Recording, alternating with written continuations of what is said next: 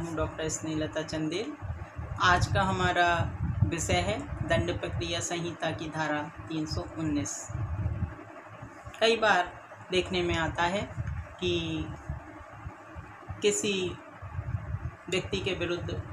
प्रकरण में पर्याप्त साक्ष्य हैं, किंतु उसका नाम अन्य अभियुक्तों के साथ प्रथम सूचना रिपोर्ट में उल्लेख नहीं किया गया है।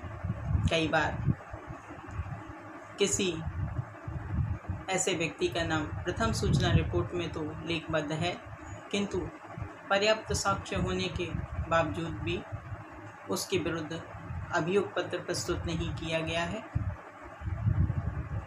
तो ऐसे में दंड प्रक्रिया की धारा 319 न्यायालय को ये शक्ति देती है कि वह ऐसे व्यक्ति के विरुद्ध अपराध जांच या विचारण के पश्चात दर्ज करे। दंड प्रक्रिया संहिता की धारा 319 में प्रावधान किया गया है कि अपराध के दोषी होने वाले अन्य व्यक्तियों के विरुद्ध कार्रवाई करने की शक्ति। जहां किसी अपराध के जांच या विचारण के दौरान साक्ष्य से ये प्रतीत होता है कि किसी व्यक्ति ने जो अभियुक्त नहीं है, कोई ऐसा अपराध किया गया है जिसके लिए ऐसे व्यक्ति का अभियुक्त के साथ विचारण किया जा सकता है, तो न्यायालय उस व्यक्ति के विरुद्ध उस अपराध के लिए जिसका उसके द्वारा किया जाना प्रतीत होता है कार्रवाई कर सकता है। जहां न्यायालय में ऐसा व्यक्ति हाजिर नहीं है, तो न्यायालय मामले की परिस्थितियों को देखते हुए उसे गिरफ्तार या सम्मन करेगा, और यदि ऐसा व्यक्ति गिरफ्तार या सम्मन न किए जाने पर भी न्यायालय में हाजिर है, तो न्यायालय उस व्यक्ति को जांच या विचारण के प्रयोजन से निरुद्ध कर सकता है। जहां न्यायालय किसी ऐसे व्यक्ति के विरुद्ध धारा 319 के अंतर्गत कार्रवाई करता है, तो उस व्यक्ति के बारे में कार्रवाई फिर से प्रारंभ की जाएगी और साक्षियों को फिर से सुना जाएगा। इस प्रक्रिया में मामले में ऐसे कार्रवाई की जा सकेगी मानो वे व्यक्ति उस समय अभियुक्त था जब न्यायालय ने उस अपराध का संज्ञान लिया था जिस पर जांच या विचारण किया गया था। इस प्रकार दंड प्रक्रिया संहिता की धारा 319 के द्वारा न्यायालय को अत्यधिक महत्वपूर्ण व असाधारण शक्ति प्रदान की गई है। विभिन्न न्याय दृष्टांतों द्वारा माननीय सर्वोच्च न्यायालय व माननीय उच्च न्यायालयों ने धारा 319 के अंतर्गत स्थिति को स्पष्ट करने का प्रयास किया है। एक महत्वपूर्ण प्रकरण सुग्रीव कुमार विरुद्ध पंजाब राज्य SC क्रिमिनल अपील संख्या 509/2019 निर्णय दिनांक 15 मार्च 2019 में माननीय सर्वोच्च न्यायालय ने एक बार फिर अपनी बात को दोहराते हुए अभिनिर्धारित किया कि दंड प्रक्रिया संहिता की धारा 319 के तहत किसी भी व्यक्ति को अतिरिक्त आरोपी बनाए जाने के लिए पक्के सबूतों की ज़रूरत होती है, न कि संभावना के आधार पर किसी व्यक्ति को आरोपी बना दिया जाए। माननीय जस्टिस अभय मनोहर सप्रे व जस्टिस दिनेश माहेश्वरी की पीठ ने इस मामले में संविधान बेंच के एक आदेश का हवाला देते हुए कहा कि बेंच ने कहा है कि इस प्रावधान का उद्देश्य है कि असली आरोपी बच न जाए। इसलिए न्यायालय को यह अधिकार दिया गया है कि वह उस व्यक्ति के खिलाफ केस चला सकती है जिसको कि मामले में आरोपी नहीं बनाया गया है, किंतु न्यायालय को इस शक्ति का प्रयोग करते समय अत्यंत सावधानीपूर्वक कार्य करना चाहिए, क्योंकि ये एक असाधारण शक्ति है जो कि न्यायालय को दी गई है, जिसका प्रयोग संयम से तभी किया जाना चाहिए जबकि किसी आरोपी के विरुद्ध पुख्ता सबूत हों। एक अन्य मामले राजेश एवं अन्य विरुद्ध हरियाणा राज्य एससी क्रिमिनल अपील संख्या 813/2019 निर्णय दिनांक 1 मई 2019 के मामले में माननीय न्यायालय द्वारा अभिनिर्धारित किया गया कि अगर किसी व्यक्ति का नाम प्रथम सूचना रिपोर्ट में है पर उसके खिलाफ अभियोग पत्र प्रस्तुत नहीं किया गया है तो विरोध याचिका का समय समाप्त हो जाने के बाद भी उसे न्यायालय में बुलाया जा सकता है। इस मामले में माननीय सर्वोच्च न्यायालय द्वारा हरदीप सिंह के मामले में संविधान पीठ के फैसले का उल्लेख करते हुए कहा गया कि धारा 319 के अंतर्गत अधिकारों का प्रयोग करते हुए न्यायालय उसके द्वारा दिए गए बयानों के आधार पर ऐसे व्यक्ति को बुला सकता है। न्यायालय को इसके लिए गवाहों से पूछताछ होने या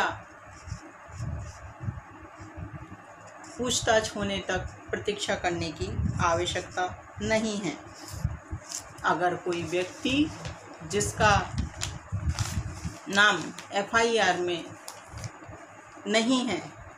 या ऐसा व्यक्ति जिसका नाम एफआईआर में तो है पर उसके खिलाफ अभियोग नहीं लगाया गया है तो उसे भी धारा 319 के अंतर्गत न्यायालय में बुलाया जा सकता है।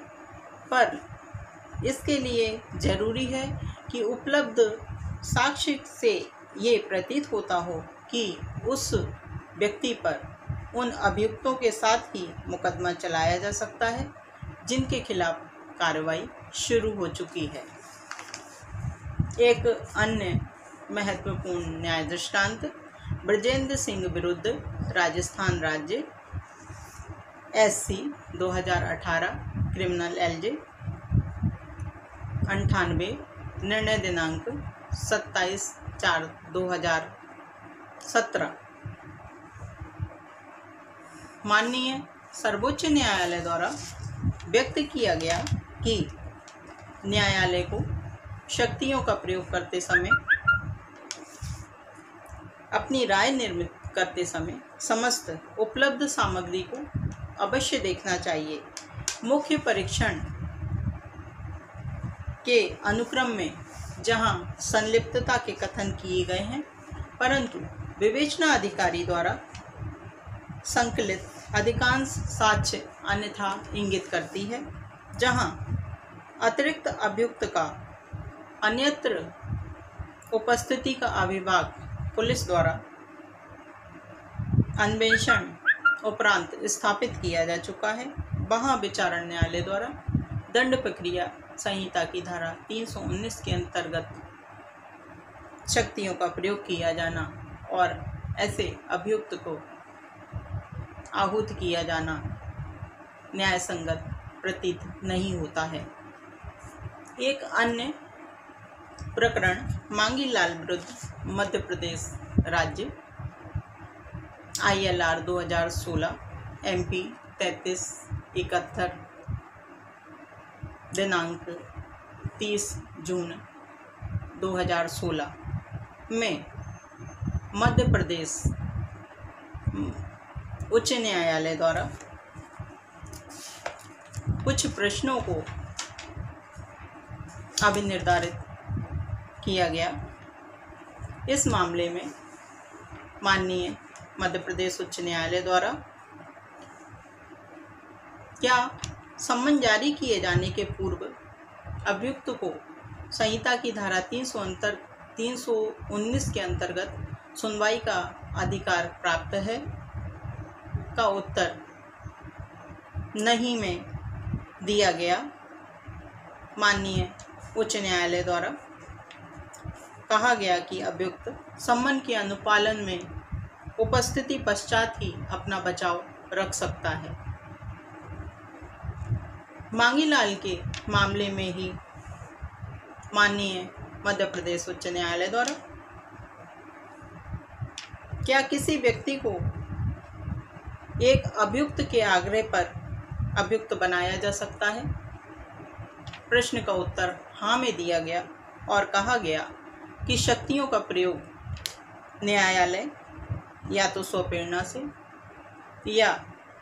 न्यायालय किसी व्यक्ति के जिसमें पूर्व से उपस्थित अभियुक्त भी शामिल है के आवेदन पर कर सकता है। उपरोक्त मामले में मध्य प्रदेश उच्च न्यायालय द्वारा विकास विरुद्ध राजस्थान राज्य 2014 3 SCC 321 का अवलंब लिया गया था। उपरोक्त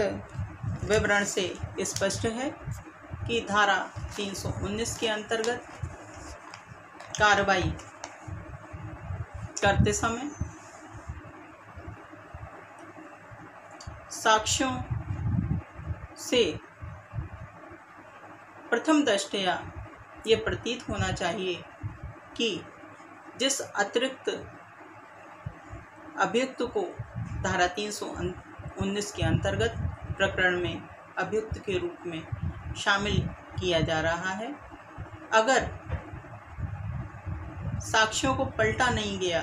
सबूत स्थिर रहे और अन्य कोई विवादित स्थिति उत्पन्न न हुई तो उक्त व्यक्ति को सजा हो सकती है।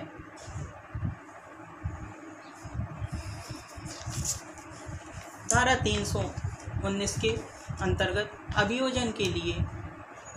कुछ महत्वपूर्ण तथ्य साबित हो सकते हैं। जैसे अभियोजन को ध्यान रखना चाहिए कि धारा 319 के अंतर्गत शक्तियों का प्रयोग जिसमें अभियोजन को किसी भी व्यक्ति को किसी प्रकरण में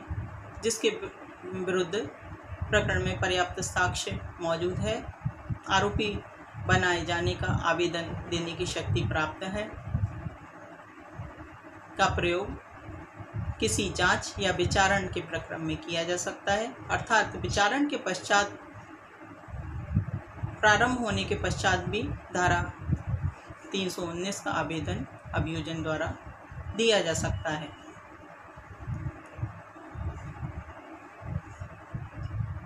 यदि किसी व्यक्ति का नाम प्रथम सूचना रिपोर्ट में लेख नहीं है किंतु उसके विरुद्ध प्रकरण में पर्याप्त साक्ष्य हैं तो अभियोजन को धारा 319 का आवेदन उस व्यक्ति को अभियुक्त बनाए जाने के संबंध में दिया जाना चाहिए। यदि किसी व्यक्ति का नाम प्रथम सूचना रिपोर्ट में लेख है किंतु उस व्यक्ति के विरुद्ध अभियोग पत्र प्रस्तुत नहीं किया गया है तो भी अभियोजन को धारा 319 का आवेदन उक्त व्यक्ति के संबंध में उक्त व्यक्ति को अभियुक्त बनाए जाने के हेतु न्यायालय में दिया जाना चाहिए। अभियोजन को धारा 319 का आवेदन देते समय माननीय सर्वोच्च न्यायालय के उपरोक्त न्याय दृष्टांत यथा स्थिति व अन्य न्याय दृष्टांत प्रस्तुत करने चाहिए जिससे कि कोई भी आरोपी छूट न जाए, जैसा कि विधि न्याय व माननीय सर्वोच्च न्यायालय की मंशा है। इस संबंध में अत्यंत सावधानी पूर्वक कार्य किया जाना चाहिए। अत्यधिक जानकारी के लिए दंड प्रक्रिया संहिता की धारा 319 को विस्तृत रूप से पढ़ें। आशा करती हूँ कि ये जानकारी आप सभी लोगों के लिए बहुत उपयोगी साबित होगी। धन्यवाद। नमस्कार।